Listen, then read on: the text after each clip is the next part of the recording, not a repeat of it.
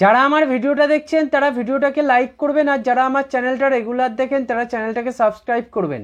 বিকাশ সিং মোহামেডানের জন্য কতটা গুরুত্বপূর্ণ পরের বছর আইএসএলে হতে পারে। দেখুন,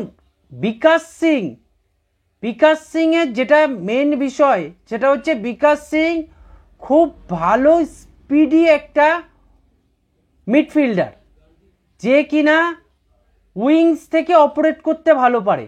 মানে লেফট মিডফিল্ডার পজিশনটায় যদি বিকাশ সিং খেলে, সেখান থেকে কিন্তু বিকাশ সিং খুব ভালো একটা স্পিডি উইঙ্গারের জায়গায় চলে যেতে পারে, এবং ওখান থেকে যেই বলগুলো বিকাশ সিং ডেলিভারি করে সেইগুলো কিন্তু অত্যন্ত ভালো। আর এই আই লিগ সিজনে মোহামেডানের হয়ে বিকাশ সিং একটা অনবদ্য সিজন খেলেছে।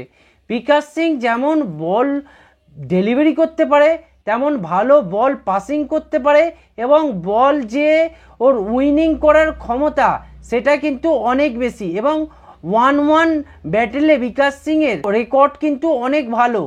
সেই জন্য বিকাশ সিং এই মোহামেডান টিমের একটা গুরুত্বপূর্ণ প্লেয়ার হিসেবে এই বছর যেমন উঠে এসেছে, এবং আগামী বছর এই বিকাশ সিং আরও ডেভেলপ হয়ে কিন্তু মোহামেডানে হয়ে খেলবে আইএসএলে। কেননা বিকাশ সিংয়ের মধ্যে সেই কোয়ালিটি আছে যেই কোয়ালিটিটা একটা আইএসএল প্লেয়ারের মধ্যে থাকে। এই বিকাশ সিং একটা যথেষ্ট উন্নত মানের প্লেয়ার। পরের বছর আইএসএলে মোহামেডানের জন্য একটা দুর্দান্ত প্লেয়ার হতে চলেছে। এছাড়া মোহামেডান আরও যেসব প্লেয়ারগুলো বাই করবে সেইগুলোর সঙ্গে কম্বিনেশানে ফিট হয়ে যাবে বলে আমার ধারণা। অত্যন্ত একটা গুরুত্বপূর্ণ পার্ট মোহামেডানের জন্য। এই ছিল আজকের ভিডিও। আপনারা চ্যানেলটাকে সাবস্ক্রাইব করুন, ভিডিওটাকে লাইক করুন, ভিডিওটাকে শেয়ার করুন।